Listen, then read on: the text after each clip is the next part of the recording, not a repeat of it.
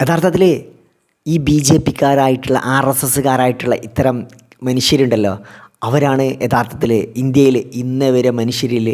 India എന്ന് പറയുന്നത് ജനാധിപത്യ രാജ്യമാണ്. ഇന്ത്യ നമ്മൾ നേടിയെടുത്തത് പോലും ഒരുപാട് ആളുകളുടെ രക്തം കൊണ്ടും കഷ്ടപ്പാട് കൊണ്ടൊക്കെയാണ് ഇന്ത്യ നേടിയെടുത്തിട്ടുണ്ടായിരുന്നത് ബ്രിട്ടീഷുകാരുടെ കയ്യിൽ നിന്ന്. അന്ന് ഷൂ നക്കിയ മനുഷ്യർ ഇന്നും ഷൂ നക്കിക്കൊണ്ടിരിക്കുന്നു എന്നുള്ളതിന് യാതൊരു വ്യത്യാസവുമില്ല. പക്ഷേ അവർ ഇന്ന് ലോകത്തെ ഏറ്റവും വലിയ ഫാസിസ്റ്റ് ശക്തികളുടെ മനസ്സുള്ള ആ മനുഷ്യർക്ക് ഒരു മനുഷ്യനെ കൊല്ലുക എന്ന് പറയും. കാരണം ഫാസിസ്റ്റത്തിൻ്റെ തല എന്ന് പറയുന്നത് ഒരു മനുഷ്യനെ കുറ്റം ആരോപിതനല്ലാത്തൊരു മനുഷ്യനെ പോലും കുറ്റം ആരോപിച്ചുകൊണ്ട് അവനെ കൊലപ്പെടുത്തുക എന്നുള്ളതാണ് ഫാസിസത്തിൻ്റെ ഏറ്റവും വലിയ മുഖം.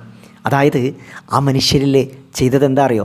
ഈ മനുഷ്യനെ കണ്ടില്ലേ, ബംഗ്ലാദേശിയാണോ എന്ന് പറഞ്ഞുകൊണ്ട് ആ മനുഷ്യനെ അടിച്ചു കൊല്ലുകയായിരുന്നു. യഥാർത്ഥത്തിൽ അദ്ദേഹത്തിൻ്റെ ഒരു സാഹചര്യം എന്ന് പറയുന്നത് നമ്മൾ ചിന്തിക്കുന്നതിലപ്പുറത്തായിരുന്നു. വളരെ വേദനാജനകമായിരുന്നു.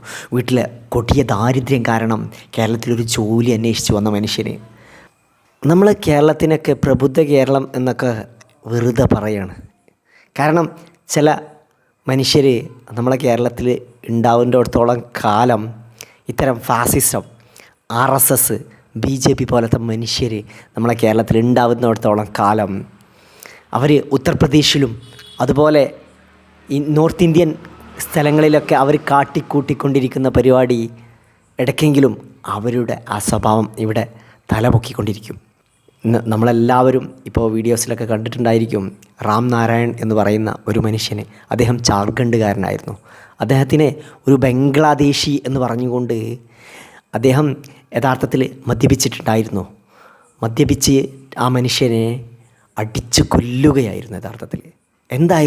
ആരായിരുന്നു യഥാർത്ഥത്തിൽ ഈ റാം നാരായൺ ആഴ്ചകൾക്ക് മുൻപ് കേരളത്തിൽ എത്തിയതായിരുന്നു ഒരു ജോലി അന്വേഷിച്ചുകൊണ്ട്. കാരണം അദ്ദേഹത്തിൻ്റെ വീട്ടിൽ പട്ടിണി മാറ്റാൻ വേണ്ടി ആ ജാർഖണ്ഡുകാരനായ മനുഷ്യനെ കേരളത്തിലെത്തി. അദ്ദേഹം പാലക്കാട് വാളയാറിൽ കിൻഫ്രയിൽ ഒരു ജോലി അന്വേഷിച്ചുകൊണ്ട് വന്ന്, പക്ഷേ അദ്ദേഹത്തിന് ജോലി ശരിയായില്ല. പക്ഷേ ആ ജോലി ശരിയാവാത്ത വിഷമത്തിൽ അദ്ദേഹം ഒരുപാട് ക്ഷീണിതനായിരുന്നു. എന്തോ മാനസിക പ്രയാസം കൊണ്ടോ എന്തോ അദ്ദേഹം അല്പം മദ്യപിച്ചിട്ടുണ്ടായിരുന്നു. യഥാർത്ഥത്തിൽ അദ്ദേഹത്തിൻ്റെ ആ ഒരു സാഹചര്യം, ഒരു പക്ഷേ മാനസിക സാഹചര്യം കൊണ്ട് അദ്ദേഹം മദ്യപിച്ചതായിരിക്കാം. ചില മനുഷ്യർക്ക് മാനസിക സാഹചര്യങ്ങളും പിരിമുറുകുന്ന സമയത്ത് ചിലർ മദ്യപിക്കാം എന്ന് കേട്ടിട്ടുണ്ട്. അത്തരം സാഹചര്യങ്ങളായിരിക്കാം. ഒരു പ്രദേശത്ത് അന്ന് തൊട്ടു മുന്നേ ദിവസങ്ങളിൽ എന്തോ ഒരു കളവ് നടന്നിട്ടുണ്ടായിരുന്നു എന്ന് പറയപ്പെടുന്നു. അതിൻ്റെ ഭാഗമായിട്ട് ആയിരിക്കാം ഒരു പക്ഷേ ആ മനുഷ്യനെ അവിടെയുള്ള കുറച്ച് ഈ തൊഴിലുറപ്പിൻ്റെ ജോലി ചെയ്യുന്ന കുറച്ച് ആളുകളൊക്കെ ഉണ്ടായിരുന്നു. ആ തൊഴിലുറപ്പുകാർ പെട്ടെന്ന് വിളിച്ചു. ഇദ്ദേഹത്തെ കണ്ട സമയത്ത് ഇദ്ദേഹമായിരിക്കും കള്ളൻ എന്നുള്ള രീതിയിൽ, പ്രത്യേകിച്ച് അദ്ദേഹം മദ്യപിച്ച ഒരു സാഹചര്യമായതുകൊണ്ട് തന്നെ അദ്ദേഹത്തെ ഇത്തരത്തിലുള്ള ആർ എസ് എസ്സുകാരായിട്ടുള്ള കുറച്ച് ആളുകൾ കയറിയിട്ട് അദ്ദേഹം നീ ബംഗ്ലാദേശിയാണോ, ഇത്തരം വീഡിയോസിൻ്റെ ഫുട്ടേജുകളൊക്കെ നിങ്ങൾ കണ്ടിട്ടുണ്ടായിരിക്കും. അനൂപ്, അട്ടപ്പാടിയിലെ മധുവിനെ മലയാളി മറക്കാറായിട്ടില്ല. അതിന് സമാനമായൊരു സംഭവമാണ് വാളയാറിൽ ഉണ്ടായത്. അതിക്രൂരമായാണ് ഛത്തീസ്ഗഡ് സ്വദേശിയായ രാം നാരായണനെ ആൾക്കൂട്ടം വിചാരണ ചെയ്തത്, മർദ്ദിച്ചത്. പോസ്റ്റ്മോർട്ടം റിപ്പോർട്ട് പ്രകാരം രാം നാരായണന്റെ ശരീരത്തിൽ അടി കൊള്ളാത്ത ഒരു ഭാഗം പോലുമില്ല, പരിക്കേൽക്കാത്ത ഒരു ഭാഗം പോലുമില്ല. വടി കൊണ്ടാണ് ഇദ്ദേഹത്തിന്റെ പിറകിലും ഇടുപ്പിനുമൊക്കെ അടിയേറ്റിയിരിക്കുന്നത്. വളരെ ക്രൂരമായി ആൾക്കൂട്ടം വിചാരണ ചെയ്ത് മർദ്ദിക്കുകയാണ് ഉണ്ടായത്. ബുധനാഴ്ച 3 മണിക്കാണ് സംഭവം. രാംനാരായൺ പാലക്കാട് എത്തിയിട്ട് വളരെ കുറച്ച് ദിവസങ്ങളെ ആയിട്ടുള്ളൂ. കിൻഫ്രയിൽ ഒരു ജോലി തേടിയാണ് എത്തിയത്. അദ്ദേഹത്തിന് ഈ സ്ഥലമൊന്നും അത്ര പരിചയമില്ല. വഴിതെറ്റിയാണ് അട്ടപ്പളത്തെ ഉൾ റോഡിൽ എത്തിയത്. ഇദ്ദേഹത്തെ കണ്ട് നാട്ടുകാർക്ക് ചില സംശയം തോന്നുന്നു, അസ്വാഭാവികമായ പെരുമാറ്റം എന്ന് തോന്നി. തുടർന്നാണ് ഒരു കൂട്ടം ആളുകൾ, യുവാക്കൾ ചേർന്ന് മർദ്ദിച്ചത്. വൈകിട്ടോടുകൂടി മാത്രമേ ഇദ്ദേഹത്തെ ആശുപത്രിയിൽ എത്തിക്കാൻ പോലും തയ്യാറായുള്ളൂ നാട്ടുകാർ എന്നും പറയുന്നു. കാരണം പോലീസിനെ വിവരം അറിയിക്കുന്നു. പോലീസ് എത്തിയാണ് പിന്നീട് ആശുപത്രിയിലേക്ക് കൊണ്ടുപോകുന്നത്. പോകുന്ന വഴി ഇദ്ദേഹം വണ്ടിയിൽ വെച്ച് ചോര ഛർദ്ദിച്ചു എന്നും പോലീസ് പറയുന്നുണ്ട്. ആശുപത്രിയിലെത്തിയ ഒരു 8 മണിയോടുകൂടി ഇദ്ദേഹം മരിക്കുന്നു. തുടർന്നാണ് 5 പേരെ പോലീസ് കസ്റ്റഡിയിലെടുത്തത്. ഇവരെ പിന്നീട് അറസ്റ്റ് ചെയ്തു, റിമാൻഡ് ചെയ്തു. ഇവരെ കൂടുതൽ ചോദ്യം ചെയ്താൽ മാത്രമേ ആരൊക്കെയാണ് മറ്റുള്ളവർ ഒപ്പത്ത് ഉണ്ടായിരുന്നത് എന്ന കാര്യത്തിൽ വ്യക്തത വരൂ. നാട്ടുകാരിൽ നിന്നും പോലീസ് മൊഴിയെടുക്കുകയും ചെയ്യുന്നുണ്ട്. എന്നാൽ കള്ളൻ എന്ന് സംശയിച്ചാണ് ഇത്തരത്തിൽ മർദ്ദിച്ചതെന്നാണ് നാട്ടുകാർ പോലീസിന് മൊഴി നൽകിയിരിക്കുന്നത്. യഥാർത്ഥത്തിൽ ഈ ബി ജെ പിക്കാരായിട്ടുള്ള ആർ എസ് എസ്സുകാരായിട്ടുള്ള ഇത്തരം മനുഷ്യരുണ്ടല്ലോ, അവരാണ് യഥാർത്ഥത്തിൽ ഇന്ത്യയിൽ ഇന്നേ വരെ മനുഷ്യരിൽ, ഇന്ത്യ എന്ന് പറയുന്നത് ജനാധിപത്യ രാജ്യമാണ്. ഇന്ത്യ നമ്മൾ നേടിയെടുത്തത് പോലും ഒരുപാട് ആളുകളുടെ രക്തം കൊണ്ടും കഷ്ടപ്പാട് കൊണ്ടൊക്കെയാണ് ഇന്ത്യ നേടിയെടുത്തിട്ടുണ്ടായിരുന്നത് ബ്രിട്ടീഷുകാരുടെ കയ്യിൽ നിന്ന്. അന്ന് ഷൂ നക്കിയ മനുഷ്യർ ഇന്നും ഷൂ നക്കിക്കൊണ്ടിരിക്കുന്നു എന്നുള്ളതിന് യാതൊരു വ്യത്യാസവുമില്ല. പക്ഷേ അവർ ഇന്ന് ലോകത്തെ ഏറ്റവും വലിയ ഫാസിസ്റ്റ് ശക്തികളുടെ മനസ്സുള്ള ആ മനുഷ്യർക്ക് ഒരു മനുഷ്യനെ കൊല്ലുക എന്ന് പറയും. കാരണം ഫാസിസ്റ്റത്തിൻ്റെ തല എന്ന് പറയുന്നത് ഒരു മനുഷ്യനെ, കുറ്റം ആരോപിതനല്ലാത്തൊരു മനുഷ്യനെ പോലും കുറ്റം ആരോപിച്ചുകൊണ്ട് അവനെ കൊലപ്പെടുത്തുക എന്നുള്ളതാണ് ഫാസിസത്തിൻ്റെ ഏറ്റവും വലിയ മുഖം. അതായത് ആ മനുഷ്യരിൽ ചെയ്തത് എന്താ അറിയോ? ഈ മനുഷ്യനെ കണ്ടില്ലേ, ബംഗ്ലാദേശിയാണോ എന്ന് പറഞ്ഞുകൊണ്ട് ആ മനുഷ്യനെ അടിച്ചു കൊല്ലുകയായിരുന്നു. യഥാർത്ഥത്തിൽ അദ്ദേഹത്തിൻ്റെ ഒരു സാഹചര്യം എന്ന് പറയുന്നത് നമ്മൾ ചിന്തിക്കുന്നതിലപ്പുറത്തായിരുന്നു. വളരെ വേദനാജനകമായിരുന്നു. വീട്ടിലെ കൊടിയ ദാരിദ്ര്യം കാരണം കേരളത്തിലൊരു ജോലി അന്വേഷിച്ച് വന്ന മനുഷ്യന്, അദ്ദേഹത്തിന് ഇവിടെ നമ്മൾ അത്തരം മനുഷ്യരെ, ചില മനുഷ്യരെ സാഹചര്യങ്ങൾ നമ്മൾ മനസ്സിലാക്കേണ്ടതാണ്. കാരണം പല മനുഷ്യരും അവരുടെ സാഹചര്യങ്ങൾ നമ്മൾ അറിയില്ല. നമ്മൾ ചില മനുഷ്യരുടെ രൂപം കണ്ടിട്ട് ഒരിക്കലും അദ്ദേഹത്തെ വിലയിരുത്തരുത് എന്നുകൂടെയാണ് നമ്മളെ ഈ ഒരു വലിയ കൊലപാതകം നമ്മളെ പഠിപ്പിക്കുന്നത്. അദ്ദേഹം വീട്ടിലെ കൊടിയ പട്ടിണി കാരണം നാട്ടിലെത്തി. കാരണം 2 മക്കളുണ്ടായിരുന്നു. എപ്പോഴും അച്ഛനെ അന്വേഷിച്ചുകൊണ്ടിരുന്ന മക്കൾ, എപ്പോഴും അച്ഛൻ്റെ കൂടെ തന്നെ ഉണ്ടായിരുന്ന മക്കൾ, അങ്ങനെ ആ ജാർഖണ്ഡിൽ ജീവിച്ചിരുന്ന അച്ഛനും അമ്മയും,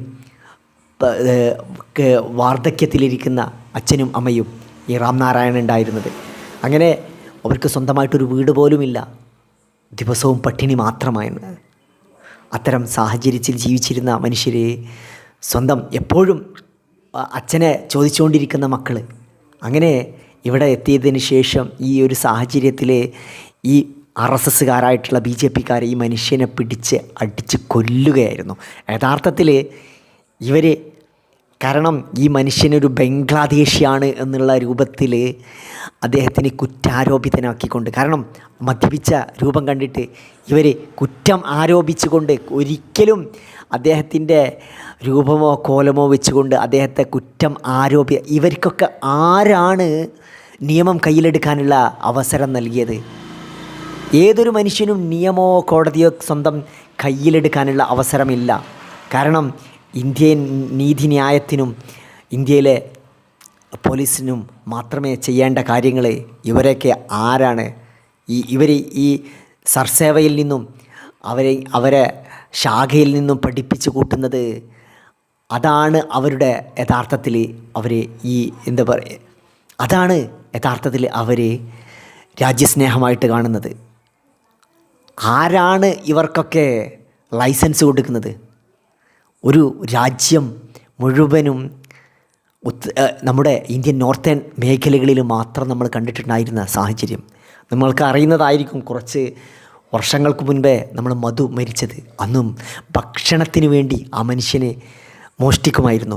ഒരു മനുഷ്യന് ഭക്ഷണത്തിന് വേണ്ടിയിട്ട് ഒരു രാജ്യത്ത് മോഷണം നടത്തുന്നുണ്ടെങ്കിൽ, അദ്ദേഹത്തിൻ്റെ പട്ടിണിക്ക് വേണ്ടി മോഷണം നടത്തുന്നുണ്ടെങ്കിൽ അവിടുത്തെ ഭരണാധികാരിയെ തൂക്കിലേറ്റണം എന്നുള്ളതാണ് യഥാർത്ഥത്തിൽ പട്ടിണിക്ക് വേണ്ടി, പട്ടിണി മാറാൻ വേണ്ടി, പട്ടിണി കൊണ്ട് ഒരു മനുഷ്യൻ കളവ് നടത്തുന്നുണ്ടെങ്കിൽ, സ്വന്തം വയറ് വിശന്നിട്ട് ഒരു മനുഷ്യൻ കളവ് നടത്തുന്നുണ്ടെങ്കിൽ അതിന് പൂർണ്ണ ഉത്തരവാദി ആ രാജ്യത്തെ ഭരണാധികാരിയാണ് എന്നുള്ളത് യാഥാർത്ഥ്യ സത്യമാണ്. അതേ ഒരു സാഹചര്യം തന്നെയായിരുന്നു രാംനാരായണന്. പിന്നീട് ഈ രാംനാരായണൻ ഇവർ കൊന്നുകളഞ്ഞു എന്നുള്ളതാണ് യഥാർത്ഥത്തിൽ സംഭവിച്ചത്. പിന്നീട് ആ മനുഷ്യനെ കൊന്നുകളഞ്ഞതിന് ശേഷം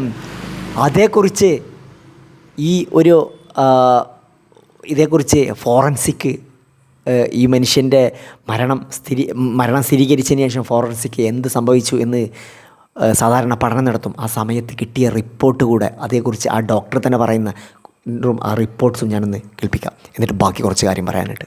ചെറുവിരൽ മുതൽ തലയോട്ടി വരെ തകർന്നു, വാരിയലുകളെല്ലാം തകർന്നിട്ടുണ്ട്.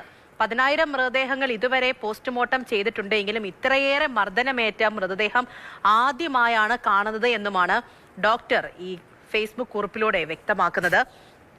പാലക്കാട് നിന്നും ഗോകുൽ VS വിവരങ്ങളുമായി ചേരുന്നുണ്ട്. നമ്മൾ ആലോചിച്ച് നോക്കൂ, ആ മനുഷ്യൻ്റെ ശരീരത്തിൽ ഒരു എല്ലുപോലും പൊട്ടാൻ ബാക്കിയില്ലായിരുന്നു എന്ന്. അത്രമാത്രം ഒരു മനുഷ്യനെ ക്രൂരമായി മർദ്ദിച്ചു എന്ന്.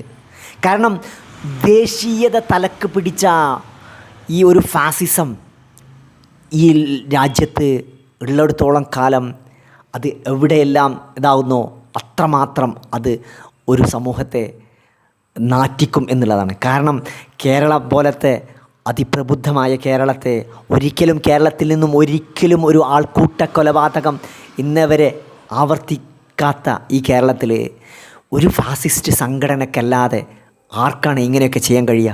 നമ്മളൊന്ന് ചിന്തിച്ച് നോക്കണം. ആ അച്ഛനെ കാത്തിരിക്കുന്ന രാംനാരായണൻ്റെ മക്കൾ, ആ വാർദ്ധക്യത്തിൽ കഴിയുന്ന അമ്മയും അച്ഛനും ആരാണ് അവർക്കുള്ളത്? നമ്മളൊന്ന് ചിന്തിക്കണം. കാരണം കേരളീയർ ഓരോരുത്തരും ചിന്തിക്കേണ്ട ഇത്തരം സാഹചര്യങ്ങളാണ്.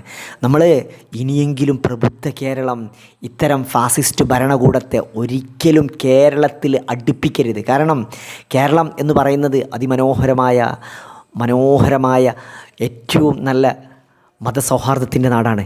കാരണം കേരളത്തിൽ വൈകുന്നേര സമയമായാൽ മഗ്‌രിബിൻ്റെ സമയമായി കഴിഞ്ഞാൽ ബാങ്ക് കൊടുക്കാൻ വേണ്ടി കാത്തിരിക്കുന്ന ഒരുപാട് മനുഷ്യരുണ്ട്. കാരണം നമസ്കരിക്കാൻ വേണ്ടിയിട്ട് കാത്തിരിക്കുന്ന, അതേപോലെ തന്നെ അവർ